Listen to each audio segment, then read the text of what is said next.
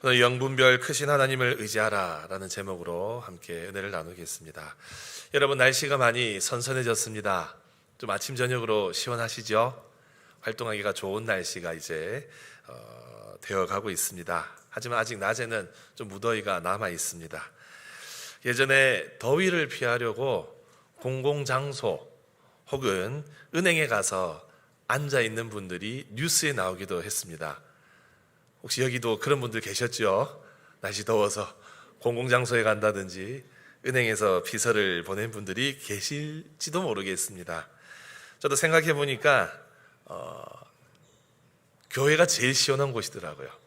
저는 한여름에 오후 예배 드리는 교회에 다녔었는데, 오후 예배 교회에서 에어컨 틀어주시니까 에어컨 바람이 바로 나오는, 딱 떨어지는 그 자리가 제 자리였습니다. 왜냐하면 그 자리 춥다고 안 앉으시거든요. 근데 저는 그때 몸에 열이 많아가지고 그런 자리를 늘 골라서 이렇게 앉았습니다. 근데 이렇게 여러분, 사람들이 많이 이용하는 시설에 에어컨을 관리하는 게 여간 어려운 일이 아닙니다. 새 제품을 사서 쓰면 몇 년은 그냥 쓸 수 있는데, 에어컨 연식이 되면 해마다 청소를 해줘야 됩니다. 가정 에어컨 여러분들 사용해 보셔서 아실 겁니다. 사용하지 않고 두었다가 여름에 쓰려고 하면 퀴퀴한 냄새 나서 다 청소를 하잖아요. 그렇지 않으면 에어컨에서 냄새가 나고, 청소하지 않으면 성능도 떨어지게 되어 있습니다. 올해 여름에 이제 더위가 시작될 쯤에 우리 본당의 에어컨을 이제 청소를 한번 했습니다. 날이 많이 더워져서 주일에 처음으로 에어컨 켠 날이 있었는데, 그날 예배 마치기도 전에 한 성도분이 예배 드리다가 불이 나게 나가시는 일이 있었는데, 그래서 우리 교육자 중에 한 분이 어떤 일이십니까? 물으니까 에어컨 공기 때문에 알레르기 증상이 나타나서 얼른 자리를 피한다고 하시는 이야기를 그 주일 지나고 화요일 아침에 우리 교육자 회의할 때 보고를 해주셨어요. 그래서 우리 지금 본당에 있는 에어컨 상태가 좋지 않구나 해서 얼른 손을 써서 업체를 불러서 에어컨 청소를 했습니다. 그래서 올여름에 에어컨 공기가 좀 쾌적하다 느끼지 않으셨습니까? 예, 우리 여기 있는 8대 전부 청소를 다 했어요. 청소하는 날 제가 에어컨 상태를 한번 보러 왔습니다. 본당에. 안에 이 먼지 거름망이, 먼지가 이렇게 자욱하게 가득 이렇게 걸려 있는 거예요. 또 에어컨 이렇게 바람이 지나가는 통로도 때가 끼어 있는 것을 보았습니다. 그걸 에어컨 청소업체가 와서 일일이 다 청소를 했어요. 제가 그 거름망을 보면서 여러 생각을 했습니다. 이 거름망마저 없었으면 에어컨 진짜 빨리 상했겠구나. 거름망이라도 있으니 그나마 이 정도 버틸 수 있었구나. 자주 청소하고 정비해야 되겠다. 이런 생각을 좀 하게 되었습니다. 여러분, 우리 믿음 생활도 마찬가지입니다. 에어컨에 깨끗한 공기를 유입하기 위해서 거름망을 설치하듯이 우리 믿음 생활에도 우리의 영적인 건강을 위한 거름망이 필요합니다. 신앙의 불순물은 걸러내고 깨끗하고 좋은 것을 받아들일 수 있는 거름망, 우리에게 필요하다는 것이죠. 오늘 말씀은 그 거름망을 영분별이라고 말하고 있습니다. 여러분, 요즘 시절이 하수상합니다. 오늘 성경에서 말씀하는 것처럼 우리의 영을 분별해야 되는 때를 살아가고 있습니다. 이 세상에는 하나님의 영과 또 그 하나님의 영을 대적하는 영들이 공존하고 상존하고 있습니다. 우리는 과연 이것을 분별하고 있는가? 오늘 말씀을 통해서 우리의 마음을 점검해 보기를 바랍니다. 여러분, 그렇다면 과연 영이란 무엇일까요? 오늘 말씀은 따뜻한 목소리로 영을 분별하라, 영을 다 믿지 마라 라고 하고 있습니다. 왜냐하면 많은 거짓 선지자들이 세상에 나와 있기 때문입니다. 우리 1절을 통해서 한번 확인해 봅시다. 1절 같이 읽겠습니다. 시작. 사랑하는 자들아, 영을 다 믿지 말고 오직 영들이 하나님께 속하였나 분별하라. 많은 거짓 선지자가 세상에 나왔습니다. 아멘. 여러분, 오늘 말씀에 영이라는 단어가 나옵니다. 이 단어는 여러분들 헬라어로도 다 들어보셨을 거예요. 푸뉴마라는 단어입니다. 주로 호흡, 바람이란 뜻을 가지고 있습니다. 일반적으로 그래서 성경 안에서 보이지 않는, 그리고 보이지 않지만 존재하는 힘을 뜻하는 단어가 푸뉴마입니다. 주로 성령을 뜻할 때 이 푸뉴마라는 단어가 쓰여요. 그리고 인간의 영혼과 천사 같은 존재들, 그런 영들로 성경 속에서 쓰일 때에 이 단어가 쓰입니다. 그래서 거의 90%, 또 성경 전체 70%가 성령, 그리고 그 앞에 뜻을 다 합해서 90%가 이런 어떤 사람의 영이나 천사의 영 포함해서 쓰이고 있어요. 근데 이 영이라는 단어가 불확실한 의미로 쓰이는 본문들이 있습니다. 전체 중에 10% 남짓되는 본문은 이 문맥 안에서 영이 무엇인가 해석을 해야 돼요. 그 중에 한 본문이 오늘 본문입니다. 오늘 본문에서 영은 이 눈에 보이지 않는 영적 존재의 의미에 더해서 조금 더 폭넓게 우리는 이해를 해야 됩니다. 오늘 말씀에서 여러분, 영을 분별하는 기준이 제시가 되고 있어요. 첫 번째로 하나님께 속한 영인가, 이 기준을 가지고 살펴야 됩니다. 영 분별의 기준이 하나님께로부터 났는가, 하나님께로부터 났으면 선한 것이고 하나님께로부터 나지 않았으면 악한 것이고 유해한 것입니다. 또 6절에 따르면 진리를 따르는, 진리에 속한 영인가 아니면 미혹하는 영인가 하는 기준도 있어요. 그리고 우리가 지금까지 요한일서를 쭉 살펴온 이 문맥의 흐름 안에서 어둠에 속한 것인가 아니면 빛 가운데 속한 것인가 하는 질문도 이 영을 분별하는 좋은 질문이 될 수 있습니다. 그래서 오늘 말씀에 따라서 영 분별의 기준을 본문 속에서 찾아보면 이렇게 정리할 수 있어요. 우리 화면을 보고 한번 보십시다. 먼저 하나님께 속하였는가로 판단을 하는데 2절에 따르면 예수 그리스도께서 육체로 오신 것을 시인하는가, 시인하면 하나님께 속한 것이고 부인하면 거짓 선지자 적 그리스도다라고 요한은 말합니다. 또 예수님을 시인하는가, 곧 예수님을 인정하는가도 기준이 됩니다. 3절에 나오죠. 예수님을 시인하면 누구에게 속했다고요? 하나님께 속했고 부인하면 적 그리스도의 영에 속했다라고 말합니다. 또 5절을 보게 되면 하나님께 속한 말을 하는가 세상에 속한 말을 하는가도 기준이 됩니다. 그리고 진리를 가르치고 있는가, 진리를 왜곡하고 미혹하는 세력인가, 이건 6절을 통해서 우리가 볼 수 있어요. 그래서 여러분, 오늘 말씀에서 영을 문맥에 따라서 살펴보면 먼저 이 세상에 존재하는 영적 존재 성령님도 계시고 성령님을 대적하고 진리를 대적하는 영들도 있습니다. 이거 확실해요. 그리고 문맥에 따라서 더 살펴보면 그 성령님과 또 혹은 악한 것과 관련해서 파생되는 각각의 가르침들, 그리고 그러한 계시들과 교훈들, 그리고 이것을 매개하는 사람들까지도 영으로 이해할 수 있어요. 그래서 오늘 말씀의 영은 서로 대조가 됩니다. 먼저 성령님과 그 가르침과 교훈, 그리고 악한 영들과 그 가르침과 그에 따르는 교훈들, 그와 연결된 사람들이 다 영으로 이해할 수 있어요. 오늘 말씀 바로 이것을 분별하고 구분하라는 겁니다. 여러분, 우리는 분별해야 됩니다. 이 영을 분별해야 돼요. 어떤 분들은 귀신을 분별하는 그런 분별력을 말하는 분들도 계신데요, 이것은 이 범위에서도 들어가는 해석이지만 우리는 더 큰 분별력을 오늘 도전받아야 됩니다. 우리의 삶에 영향력을 끼치는 모든 것들이 하나님께로부터 났는가 아니면 세상 혹은 악한 존재에 속해 있는가를 우리는 분별해야 됩니다. 요즘은 이단들 때문에 교리적으로는 우리가 분별할 지혜와 지식을 많이 갖추고 있어요. 요즘 여러분, 언론에 두 가지 대표적인 이단들이 얼마나 많이 알려지고 있습니까? 요즘은 적어도 신앙생활 하는 분들은 경각심을 가지고 있어요. 교리적으로 저것들이 잘못되었다는 것은 우리는 잘 알고 있습니다. 여러분, 오늘 말씀 2절에 예수 그리스도께서 육체로 오신 것을 시인하는 영마다 하나님께 속했다라고 했지요.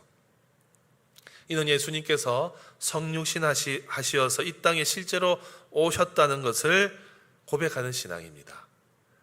그리고 이 육체로 오셨다라는 말은 주님이 육체를 입으시고 이 땅에 오셔서 구속사역을 이루셨다라는 의미까지 포함합니다. 여러분, 요한이 이 편지를 썼던 이때 당시에 사람들, 그때 유행했던 사조가 있었다고 했지요. 영지주의자들.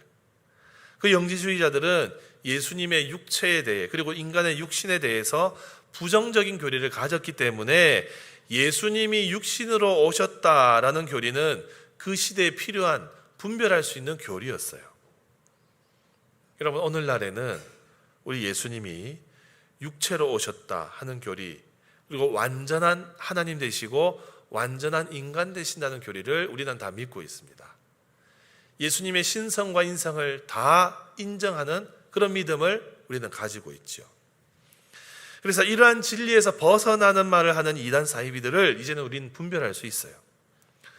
더욱이 예수님을 내 인생의 구세주로 모신 사람들은 다 성령님이 내주하시기 때문에, 성령님이 함께 하시기 때문에 우리는 또 분별할 수 있는 겁니다. 그런데 문제는 다른 데 있습니다, 여러분. 요즘은 교리가 아니라 세상의 가르침과 가치관을 분별해야 됩니다. 왜냐하면 너무도 교묘하게 성경의 진리가 위장되어서, 성경의 진리처럼 위장되어서 성경의 진리로 둔갑해서 우리 삶의 침투에 들어오고 있기 때문에 그러합니다. 이것이 위험해요. 이것을 우리는 분별해야 됩니다. 여러분, 오늘 말씀에 우리 예수님께서 육체로 오신 것을 시인한다라는 말은 여러 가지로 우리의 삶에 해석되어서 적용될 수 있어요. 이 구절은 우리 예수님의 유일성을 뜻하기도 하고요, 예수 그리스도께서 구원자 되심을 완전히 충족하는 완전성을 의미하는 구절로도 해석이 됩니다. 쉽게 말해서 예수님 한 분만으로, 그분이 유일한 구원자시요 우리 삶을 이 환난과 고난 가운데서 건져주신다는 그 의미를 담고 있는 거예요. 곧 구원받은 백성, 구원과 그 구원받은 이후의 모든 삶에 대해서 우리 주님만이 유일하시고 그분 한 분만으로 족하다라는 뜻으로 우리 마음에 새길 수 있습니다. 그런데 여러분, 요즘 우리가 가장 많이 무시하고 있는 진리가 무엇인지 아십니까? 바로 주님 한 분만으로 만족합니다 라는 고백이에요. 주님 한 분만으로 내 인생 족합니다. 다 그렇게 고백합니다. 이 믿음의 고백은요, 제자 사역 훈련 받을 때 이 전적 위탁자로 해석될 수 있어요. 주님, 제 인생 모두 맡깁니다. 주님이 제 삶의 인생 전부입니다. 이 고백은요, 예수님을 따르는 모든 사람들이 올려드려야 할 믿음의 고백입니다. 그런데 여러분, 한번 묻겠습니다. 여러분, 정말로 주님 한 분만으로 만족하고 계세요? 우리는 말로는 만족합니다라고 하지만 실생활에서, 그리고 인생의 고비가 다가오면 이 고백이 시험받습니다. 여러분, 요즘 현대인들, 그리고 이 시대를 살아가는 많은 그리스도인들이 주님 한 분만으로 만족하지 못하고 살아요. 특히 요즘 그리스도인들이 이런 고백하는 사람들이 있어요. 주님 한 분만으로 만족합니다만 나에게 또 다른 위로, 또 다른 만족을 주는 복도 허락해 주시면 좋겠습니다. 여러분, 믿음을 하는 좋은 고백일 수 있거든요. 근데 여러분, 이 고백이 참으로 위험하고 교묘하고 은밀한 유혹이 될 수 있습니다. 왜냐하면요, 나중에 시간 지나서 보면 주님이 계셔야 될 자리에 주님이 주시는 복과 주님이 주신 어떤 물질적인 풍요가 그 자리에 자리 잡고 있어요. 주님이 주시는 위로와 만족이 주님의 자리에 있을 때가 있더라 하는 겁니다. 주님을 최우선의 자리에 마음에 모시고 있어야 되는데 그분이 주시는 복과 그냥 떨거지들이 주님 자리에 있더라 하는 거예요. 이게 주객전도의 현상입니다. 여러분, 우리는 주님 한 분만으로 만족한다 말하지만 우리의 마음의 허전한 빈 공간을 주님의 은혜로는 잘 채우지 않습니다. 현대인들처럼, 세상을 살아가는 세상 사람들처럼 세상 사람들의 방법으로 그 허전함을 채워요. 여러분, 세상은 이 허전함을 어떻게 채울까요? 요즘은 이 허전함을 소비로 채우는 사람들이 있습니다. 이미 좀 유행이 지난 단어예요. 여러분, 플렉스란 단어 들어보셨을 거예요. 한때 유행했던 단어입니다. 어떤 뜻이죠? 나를 위해서 좋은 물건 한번 지르는 것, 플렉스한다, 나에게 투자한다, 이런 의미로 이 단어 씁니다. 요즘은요, 나 자신에게 플렉스하는 게 미덕입니다. 대신 지극히 작은 자 한 사람 돕고 어려운 이웃 돕는 일, 혹은 주님의 귀한 일을 위해서 내 지갑을 여는 일은 저쪽 뒤쪽으로 밀려나 있어요. 요즘은 레저도 발전이 되어 있습니다. 요즘 세상 사람들은 여유만 생기면 떠납니다. 유명한 광고 문구 있죠. 열심히 일한 당신 떠나라. 저도 떠나고 싶습니다. 참 도전되는 광고 문구예요. 아, 그래, 열심히 일해서 돈 많이 벌어서 여행 가야 되겠다. 그때 이 광고 때문에 그런 영향 참 많이 받았거든요. 근데 여러분, 요즘은 우리 성도들도 여유만 있으면 떠납니다. 그냥 인생의 허전함을 이 여행으로 채워요. 여행 가고 레저를 즐기는 것이 어느새 주님보다 앞서 있는 성도들이 있습니다. 여러분, 자녀 문제도 한번 돌아볼까요? 지난주에 우리 고3 수험생들 수시 모집 원서를 넣는 주간이었거든요. 자녀 교육 한번 여러분 생각해 보십시오. 자녀들에게 주님 한 분만으로 얘야 만족하며 살아야 된단다 라고 가르치거든요. 근데 결정적인 순간이 되면 교회보다 학원과 학업을 우선시하는 우리 모습을 봅니다. 거기에 매여요. 평소에는요, 자녀 신앙교육, 목사님 정말 중요합니다, 교회에서 이거 도와주세요, 우리 자녀 교육 잘할 수 있는 뭔가 소스를 우리 학부모들에게 좀 제공해 주십시오 말씀하거든요. 저희 제공하고 싶어요. 제공할 겁니다. 그렇게 알고는 있는데요, 정말로 자녀가 믿음을 지켜야 되는 순간이 오면 부모가 타협합니다. 주님 한 분만으로 사는 법은 일단 대학을 진학하고 생각하자. 우리 그렇게 타협하잖아요. 믿음 생활도 마찬가지예요. 요즘 신앙생활 다시 좀 하려고 하는데 왜 이렇게 재미가 없나? 뭔가 신나는 사역은 없는가? 다른 교회는 막 이런 거 한다고 하는데 우리 교회도 해야 되는 거 아닌가? 우리 교회는 왜 안 하지? 우리 교회는 왜 별로 변화가 없는 걸까? 새로운 신학과 새로운 신앙을 가지고 세워지고 있는 혁신적인 교회도 있는데 우리 교회는 왜 이러지? 이런 고민하는 분들이 계세요.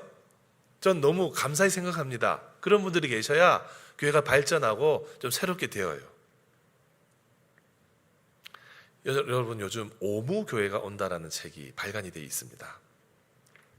그 책 요즘 새롭게 개척되고 또 그런 교회들이 한번 연구를 하신 분이 계세요. 뭐가 없느냐? 저녁 예배가 없답니다. 우리 교회 저녁 예배 없잖아요. 우리 교회는 진작에 오무교회에 저녁 예배가 없는 그런 교회였어요. 요즘 새벽기도 없는 교회도 있습니다. 요즘 개척되는 교회 그렇게 개척이 돼요. 구역도 없답니다. 우리처럼 다락방이 없대요. 성경 공부 안 한답니다. 심지어 당회도 없습니다. 그런데 그런 교회에 요즘 젊은 사람들이 모이고 있어서 분석을 하고 있어요. 사실 우리 교회도 좀 그랬지 않습니까? 20년 전에 우리 교회 개척될 때 우리 교회 굉장히 젊은 교회로 지역에 소문이 나 있었어요. 근데 그분들이 그만큼 나이가 들어 있어요. 그런 점에서 우리는 기성세대의 어느 교회에 이 발걸음을 따르고 있을지 모릅니다. 요즘 우리 노회에도 이런 교회 생겼어요. 젊은 목사님 개척을 해서 한 3, 40대만 70명 모이는 교회가 노회 안에 있습니다. 그 교회 개척된 지 한참 됐는데 당회 없어요. 새벽 기도도 안 모여요. 수요 예배도 없습니다. 그 교회는 목표가 있어요. 다음 세대 집중 투자한다고 해서 70명밖에 안 모이는 교회인데 다음 세대 사역자를 다 전임으로 씁니다. 대신에 성경 공부는 하더라고요. 목요일 저녁에 모인대요. 여러분, 우리 교회도 한때 그런 교회였습니다. 혁신적인 교회였고 날마다 갱신하는 교회였어요. 저와 같은 목회자, 또 우리 교회 지도자들 다 이런 부분 고민하고 계십니다. 내가 믿는 기독교 왜 이렇게 고리타분하지? 왜 이렇게 성경이 시대 정신과 맞지 않지?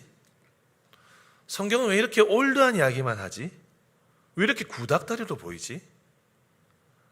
성경의 진리가 시대의 생각과 충돌할 때 우리는 늘 이렇게 생각해요. 그리고 실제로 성경의 진리가 하등하다, 이 시대와 안 맞다, 요즘 사람들 그렇게 생각합니다. 실제로. 그러하니 주님 한 분만으로 만족하십시오라는 이 믿음의 고백이 얼마나 무시가 되겠습니까? 여러분, 정말로 주님 한 분만으로 만족하십니까?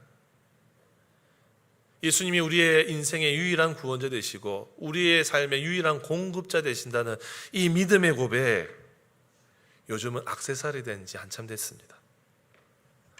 말로만 그렇게 하고 우리는 실제로 그렇게 살지 않고 있어요. 여러분, 분별해야 될 것이 무엇입니까? 우리는 이제 이단 사이비 교리는 분별할 수 있습니다. 하지만 세상의 가르침, 세상의 욕망은 분별해야 됩니다. 요한은 진작부터, 성경은 진작부터 분별하라고 가르쳤어요.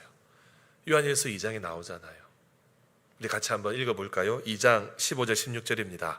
다 같이 읽겠습니다. 시작. 이 세상에 있는 것들을 사랑하지 말라.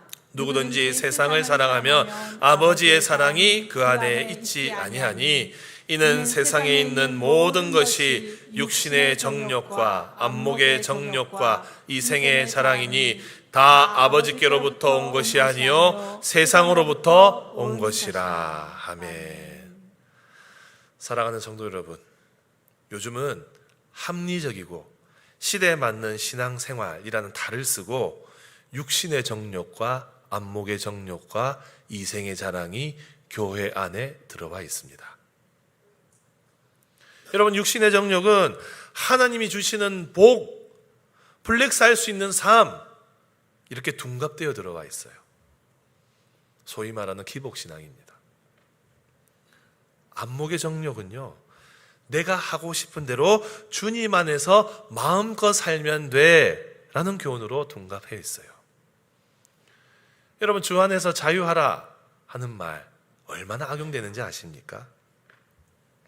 주 안에서 자유해야 된다고 해서 자유합니다. 그래서 자유롭게 신앙생활하고 싶어요. 그래서 교회에서 구속하면 싫어해요. 여러분, 진짜 자유함이 뭔지 아십니까? 진짜 자유함은 주님께 매여 있는 것이 참된 자유입니다. 주님 안에 거하는 게 진짜 자유예요. 이생은 자랑은 뭘까요? 눈에 보이지 않게 섬기는 삶은 이제 가치가 없어졌어요. 뭔가 사람들 눈에 많이 띄는 일을 해야 되고 인정받아야 한다 하는 것으로 바뀌어 있습니다.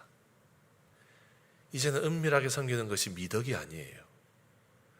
왼손이 하는 일, 오른손이 모르게 하는 것, 이제는 미련한 일로 치부됩니다. 사랑하는 성도 여러분, 분별해야 됩니다.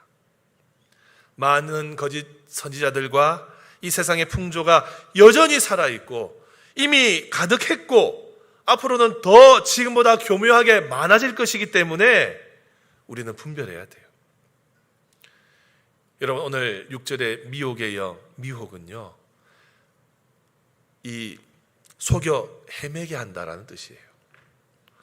우리가 미혹되면 얼마나 속아서 헤매게 됩니까? 여러분들을 미혹하는 것 무엇이 있습니까? 여러분들을 교묘히 미혹해서 인생을 헤매게 하는 것들이 무엇이 있습니까? 여러분들의 내면과 여러분들의 외연의 소리 분별하기 참 어려운 교훈들 때문에 우리는 가랑비에 옷 젖듯이 나도 모르게 우리도 모르게 젖어들고 있어요. 그렇다면 여러분, 해결책이 없을까요? 오늘 말씀은 분명한 해결책을 우리에게 말씀합니다. 그 미혹으로부터 흔들리지 않게 하는 진리를 오늘 말씀하고 있어요. 그 진리는 바로 4절입니다. 우리 4절 말씀 다 같이 읽어봅시다. 시작. 자녀들아, 너희는 하나님께 속하였고 또 그들을 이기었나니 이는 너희 안에 계신 이가 세상에 있는 자보다 크심이라. 아멘. 여러분, 새한글 성경으로도 한번 읽어보겠습니다. 시작. 자녀 여러분, 여러분은 하나님에게서 난 사람들이며 또 여러분이 거짓 예언자들을 이겨냈습니다. 여러분 안에 계신 분이 세상에 있는 자보다 크시기 때문입니다. 아멘. 여러분, 오늘 본문은 분명한 한 가지 방법을 제시합니다. 확실한 방법을 제시합니다. 세상의 영을 분별하려면 내 생각보다, 이 세상 사람들보다, 이 세상 모든 만물보다 크신 하나님을 의지하라고. 우리보다 크신 하나님, 우리 생각보다 크신 하나님을 의지하라고 말씀하고 있어요. 여러분, 세상은 세상에 속한 이야기들만 합니다. 세상은 하나님의 일을 말하지 않아요. 그런데 하나님께서 난 사람은 오늘 세상을 어떻게 했다고 말하고 있습니까? 이겼다라고 하고 있어요. 세상은 세상에 속한 이야기를 해도 우리는 세상을 승리했기 때문에 폐잔병 같은 세상의 유혹을 들을 필요가 없는 겁니다. 여러분, 전쟁에서 승리한 국가가 폐잔병들을 어떻게 처리합니까? 포로 수용소에 넣어버려요. 군사재판 해버립니다. 그 폐잔병들의 이야기를 승전국이 듣던가요? 마찬가지입니다. 우리 주님이 이 악한 것들로부터 승리하셨고 우리 모두가 하나님 안에 있으면 승리했기 때문에 폐잔병 같은 세상의 이야기 들을 이유가 없는 겁니다. 여러분, 그래도 가만히 보면 세상이 승리할 것처럼 보이잖아요. 세상 사람들이 하는 그런 이야기들과 세상의 가치가 영원할 것처럼 보이잖아요. 육신의 정욕, 안목의 정욕, 이생의 자랑으로 사는 사람들이 잘 되는 것처럼 보이잖아요. 여러분, 잘 될 것 같습니까? 전혀 그렇지 않습니다. 우리 요한 1서 2장 17절을 봅시다. 이렇게 이야기합니다. 같이 읽습니다. 시작. 이 세상도 그 정욕도 지나가되 오직 하나님의 뜻을 행하는 자는 영원히 거하느니라. 아멘. 여러분, 세상의 가르침이 얼마나 달콤합니까? 분별하지 못하면 지배받습니다. 하지만 성경은 그런 세상의 풍조, 이 육신의 안목, 이 모든 것들은 다 지나가 버린다. 새벽 안개처럼, 새벽 이슬처럼 사라져 버린다고 말씀하고 있어요. 하지만 여러분, 하나님의 뜻을 행하는 사람은 영원합니다. 하나님의 뜻을 이루고자 하는 사람은 영원합니다. 왜 그렇습니까? 바로 우리 안에 계신 분이 이 세상에 있는 사람들보다 훨씬 크신 분이시기 때문에 그렇습니다. 사랑하는 성도 여러분, 이 진리를 붙잡으십시오.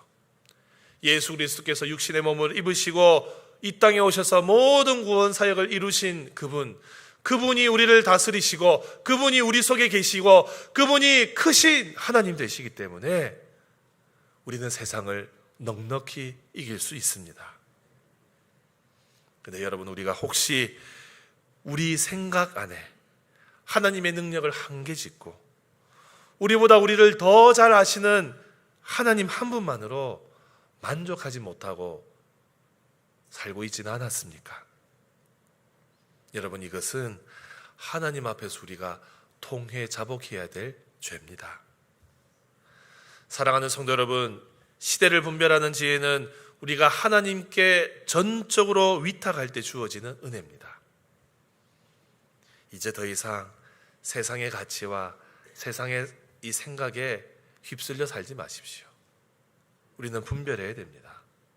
하나님의 말씀의 진리가 가르치는 가치관으로 우리의 의식과 사고방식을 전환해야 됩니다. 여러분 안에 얼마나 많은 세상의 가치관과 세상의 가르침이 들어와 있는지 저는 영안이 열려 있지 않아서 보이지 않아요. 하지만 이 말씀에 여러분들 스스로 정직하게 비추어 보면 여러분들 스스로 분별할 수 있습니다.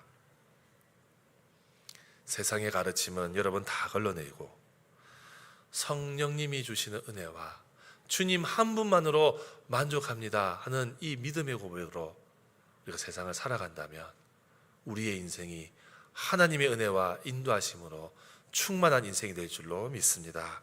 사랑하는 성도 여러분, 영적인 유혹과 악한 세력들을 걸러내는 걸음마 우리에게 필요합니다. 이것이 하나님께로부터 난 것인지 세상의 것인지 분별할 수 있는 리트머스 시험지가 우리에게 필요합니다. 다른 거 필요 없어요. 주님 한 분만으로 만족하며 살겠습니다. 이 믿음의 고백이 우리의 삶을 살릴 줄로 믿습니다. 사랑하는 성도 여러분, 이 세상은 다 지나갑니다. 이 세상의 욕망과 정욕도 다 지나가 버립니다. 우리 삶에 주어지는 고난도 다 지나갈 것입니다. 그 가운데서 크신 하나님을 의지하는 백성, 영생이 보장되고 승리가 보장될 줄로 믿습니다. 이번 한 주간도 이 믿음 가지시고 더 이상 세상의 가치관과 세상이 미혹하는 것들 때문에 헤매는 인생 살지 마시고 분별하여서 주님 한 분만으로 만족하며 살아가는 우리 모두가 되시기를 주님의 이름으로 축복합니다. 우리 함께 찬양하겠습니다. 우리 세상